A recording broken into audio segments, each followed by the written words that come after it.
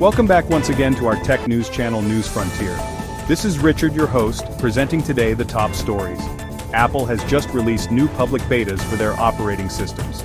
This is a significant event for tech enthusiasts and developers alike, as it provides an early look at the upcoming features and improvements that Apple has been working on.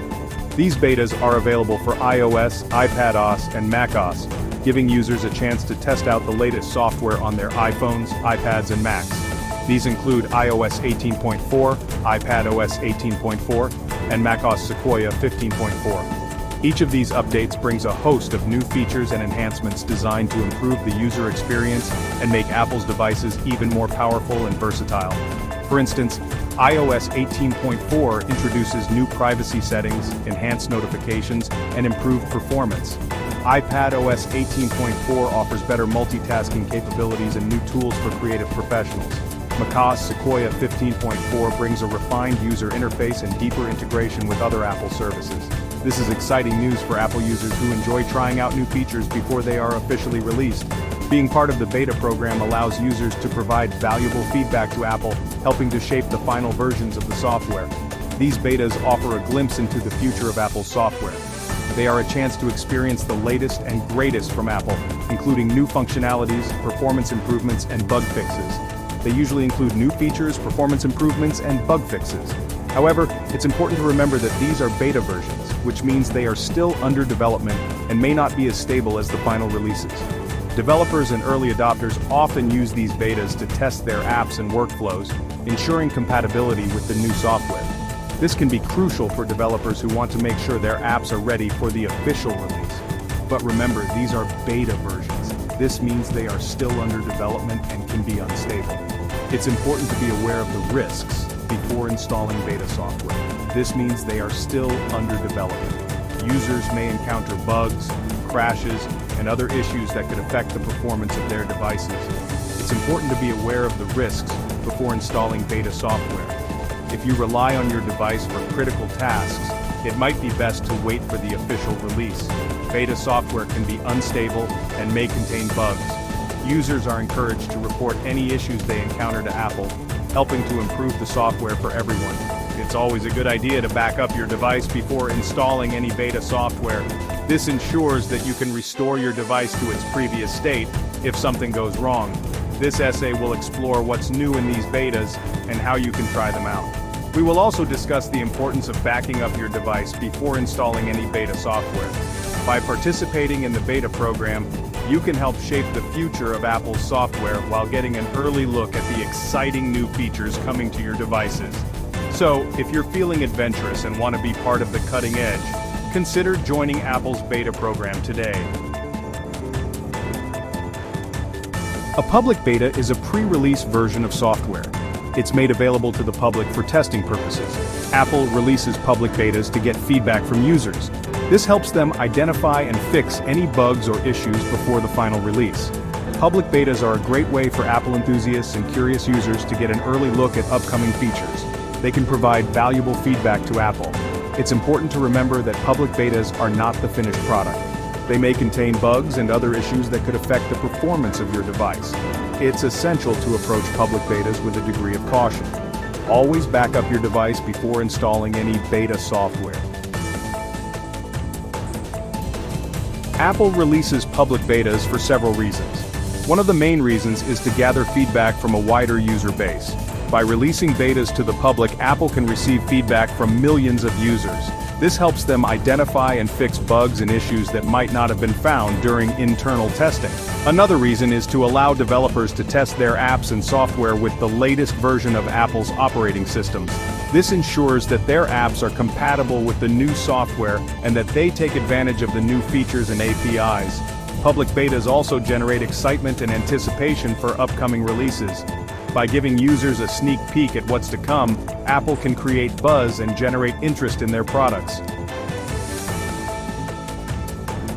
Joining the Apple Beta Software Program is easy. Simply visit the Apple Beta Software Program website and sign in with your Apple ID. Once you're signed in, you'll need to enroll your device in the beta program. Before enrolling your device, it's important to back up your data. This will ensure that you can restore your device to its previous state if you encounter any issues with the beta software.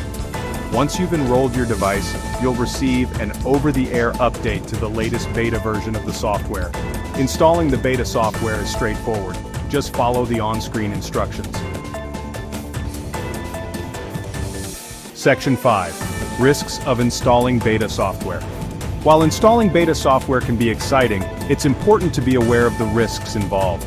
Beta versions often come with new features and improvements that can be very tempting to try out.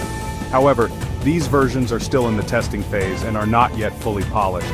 Beta software is, by definition, unfinished. It may contain bugs and other issues that could affect the performance of your device. These bugs can range from minor annoyances to major problems that can disrupt your daily use. One of the most common risks is data loss. This can happen if the software causes your device to crash or if it corrupts your files. Beta software can sometimes corrupt data or cause apps to malfunction, leading to data loss. Another risk is instability. This means that your device might not run as smoothly as it usually does. Beta software may be prone to crashes, freezes, or other stability issues that could render your device unusable. These issues can be particularly frustrating if you rely on your device for work or other important tasks. It's also important to note that beta software may not be compatible with all apps and accessories. This can lead to further complications and frustrations. Some apps may not function properly or may not be optimized for the new software, leading to performance issues. In summary, while beta software can offer a sneak peek into new features, it's crucial to weigh the potential risks before deciding to install it on your device. Section 6. Back up your device before installing beta software.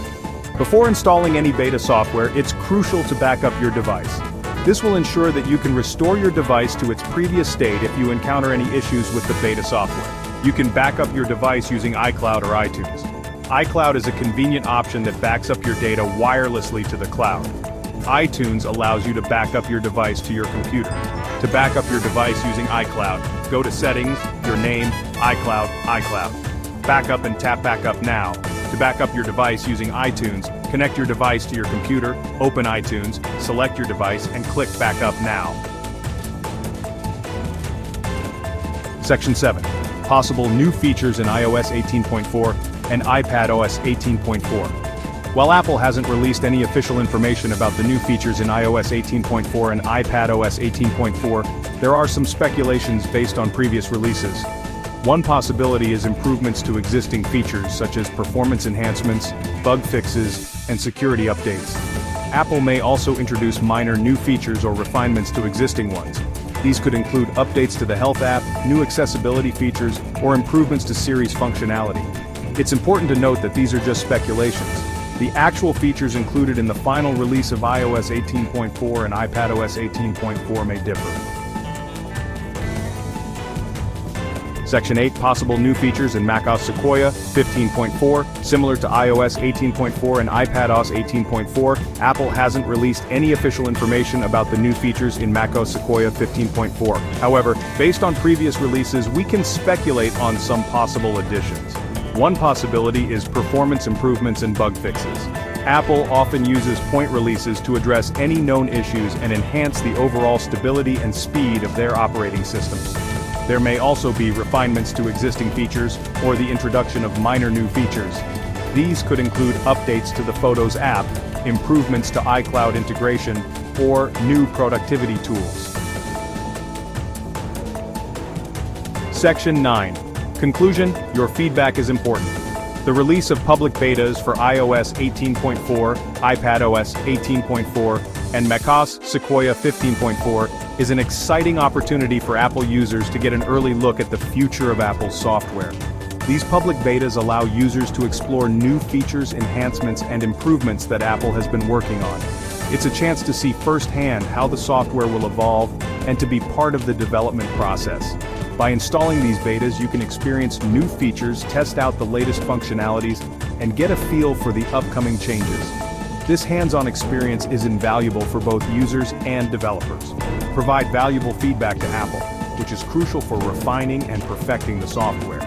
Your insights and observations can help identify issues, suggest enhancements, and ensure a smoother final release, and help shape the future of these operating systems. Your contributions can directly influence the development process, making the software more user-friendly and efficient. However, it's important to remember that beta software is inherently unstable and may contain bugs. These issues can affect the performance and usability of your device, so it's essential to be prepared for potential problems. Before installing any beta software, it's crucial to back up your device to protect your data. This precaution ensures that you can restore your device to its previous state if something goes wrong during the beta testing process.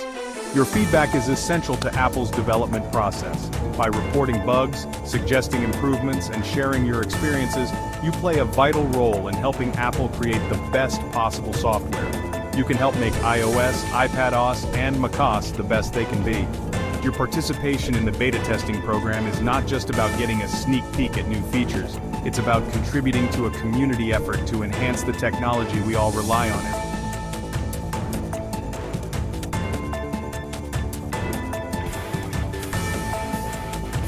Now let's move on to today's top story. Today, we're diving into one of the most exciting advancements in smartphone technology, foldable phones. These devices have come a long way from being just a futuristic concept to becoming a reality that's improving with each iteration. Foldable phones. Remember when they were just a crazy concept? It wasn't too long ago that the idea of a phone that could fold in half seemed like something out of a sci-fi movie.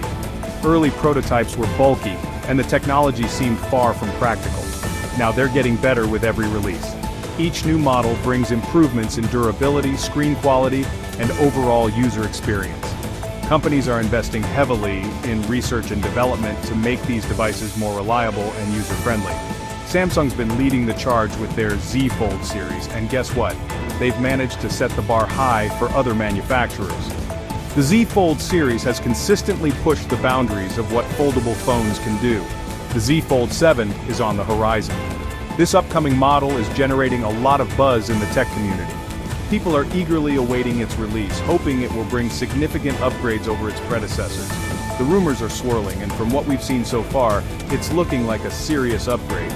Leaks suggest that the Z Fold 7 will feature a more robust hinge mechanism, improved battery life, and even better display technology. We've come a long way from those early foldable prototypes. The first models were exciting but had their fair share of issues. Screen durability, hinge reliability, and overall usability were major concerns. Remember the first Fold? It was kind of rough around the edges. The screen had a protective layer that some users mistakenly removed, causing damage. The hinge mechanism also had its problems, making the device feel fragile. But Samsung's been iterating, refining, and now they're about to drop the Z Fold 7. Each new version has addressed previous issues, making the devices more robust and user-friendly. The Z Fold 7 promises to be the culmination of all this hard work, and from the leaks, it looks like they're really focusing on one thing, making it slimmer. A thinner design means better portability and a more comfortable user experience. This is a crucial factor for many users who want a powerful device that doesn't feel cumbersome. This phone is all about sleekness and portability. Imagine having a device that can unfold into a tablet-sized screen, but still fit comfortably in your pocket. That's the kind of innovation we're talking about here. We're talking about a device that folds in half, but doesn't feel like a brick in your pocket. That's the dream, right? A phone that offers the best of both worlds, a large screen when you need it and compactness when you don't. Let's break down everything we know so far about the Samsung Galaxy Z Fold 7. From its rumored specs to its expected features, we'll cover it all. Stay tuned as we explore what could be the most exciting foldable phone yet. Alright, let's talk about the design. The first thing that catches your eye is the sleek, modern look of this new smartphone. It's clear that a lot of thought has gone into making it not just a piece of technology, but a piece of art. Now remember, everything we're discussing is based on leaks and rumors, so take it with a grain of salt. However, these leaks often come from reliable sources within the industry, so they give us a pretty good idea of what to expect. But these leaks are usually pretty reliable. Over the years, we've seen that many of these early renders and speculations turn out to be quite accurate. It's almost like a sneak peek into the future of technology. We're seeing CAD-based renders, which give us a pretty good idea of what to expect. These renders are often created from detailed information and schematics, so they can be quite precise. And what are we expecting? A seriously thin phone. The trend in the industry has been towards making devices as slim and lightweight as possible, and this new model seems to be pushing the boundaries even further. We're talking potentially under 10 millimeters when folded. That's incredibly thin, especially when you consider the amount of technology packed into these devices. That's thinner than the Z Fold 6 and even rivals the Oppo Find N5, which was crazy thin. The competition in the foldable phone market is heating up, and it's exciting to see these advancements. If Samsung pulls this off, it'll be a game changer. A thinner, more portable foldable phone could redefine how we use our devices on a daily basis. The renders also show a slightly wider aspect ratio for the cover screen, which I'm all for. A wider screen can make a big difference in usability, especially for tasks like typing and browsing. The Z Fold 6's cover screen was a little cramped, so this would be a welcome improvement. A more spacious cover screen can enhance the overall user experience, making it easier to interact with the device without having to unfold it. Overall, the design language looks similar to the Z Fold 6 with a few refinements. These subtle changes can make a big difference in the look and feel of the device, making it more modern and user-friendly. It's fascinating to see how these designs evolve over time, incorporating feedback and new technologies to create something truly innovative.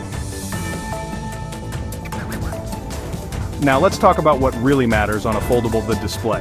From what we're hearing, Samsung's sticking with the 8.2-inch inner display and a 6.5-inch cover screen.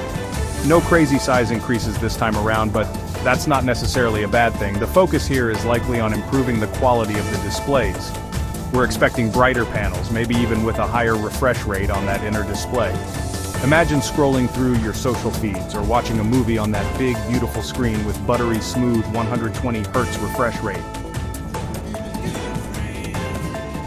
Okay, let's talk about the elephant in the room, the Oppo Find N5. This phone was a revelation when it came out, mainly because of how incredibly thin it was. It was almost like a regular phone when folded.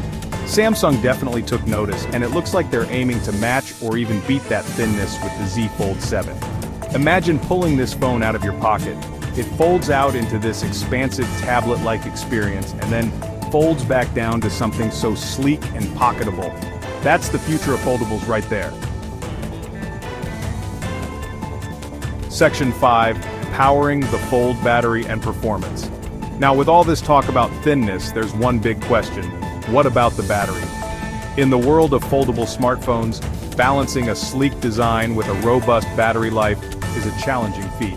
Consumers want a device that not only looks good, but also lasts throughout the day without needing a recharge. Leaks suggest Samsung's sticking with a 4,400 mAh battery. This capacity is quite standard for many smartphones today, but when it comes to foldables, every milliamp hour counts. The unique form factor and dual screens can be quite demanding on the battery. Now that's not terrible, but it's not great either, especially compared to some competitors packing 5,000 milliamp hour or even bigger batteries. Larger batteries generally mean longer usage times, which is crucial for power users who rely heavily on their devices for work and entertainment. But here's the thing, Samsung's usually pretty good at optimizing software and hardware to squeeze out decent battery life. Their One UI software is known for its efficiency, and they often include features that help manage power consumption effectively. Adaptive battery management and power-saving modes can make a significant difference. Plus, the Z Fold 7 is rumored to be powered by the next-gen Qualcomm Snapdragon 8 Elite chipset, which should be more power efficient. This new chipset promises not only better performance but also improved energy efficiency, which could help mitigate the smaller battery size. We'll have to wait for real-world testing to see how it all comes together. Benchmarks and spec sheets can only tell us so much. The true test will be how the Z Fold 7 performs in everyday use, handling tasks like streaming, gaming, and multitasking. Only then will we know if Samsung has struck the right balance between form and function. Section 6, Picture Perfect, Camera Upgrades Explored. Let's talk cameras. The Z Fold 6 had a decent camera system, but it wasn't really anything to write home about. This time around, it looks like Samsung's stepping up their game. Rumors suggest a 200-megapixel main camera sensor, which is a massive upgrade. That means more detail, better low-light performance, and hopefully, some impressive zoom capabilities. The ultra-wide and telephoto lenses are also rumored to be getting a bump in specs. So, if you're into mobile photography, the Z Fold 7 could be a real contender. Section 7, Release Date and Pricing. When can you fold one? So, when can you get your hands on this bad boy? Well, Samsung usually releases their new Fold devices in the summer, so we're expecting the Z Fold 7 to drop sometime around July 2025. Of course, that's just speculation, and Samsung could always surprise us. As for pricing, well, it's Samsung. We're talking premium, top of the line here, so don't expect it to be cheap. Think somewhere in the ballpark of the Z Fold 6, maybe even a little more considering all the upgrades. Section 8. The competition heats up foldables to watch out for. Now, Samsung won't be alone in the foldable game. We've got companies like Oppo, Xiaomi, and maybe even Google throwing their hats into the ring. The competition is heating up, which is great news for consumers. More competition means more innovation, better prices, and more choices for us. So, even if you're not sold on the Z Fold 7, there are going to be plenty of other foldable options to choose from in the near future. Section 9. The future is foldable. Final thoughts. Okay, let's wrap it up. The Samsung Galaxy Z Fold 7 is shaping up to be a really interesting device. If Samsung can deliver on the thinness, improve the battery life, and give us a top-notch camera system, they might just have another winner on their hands. Foldable phones are still in their early stages, but they're evolving at an incredible pace. Who knows what the future holds? Maybe one day, all our devices will be foldable. One thing's for sure, the future is looking pretty flexible. I'm MKBHD.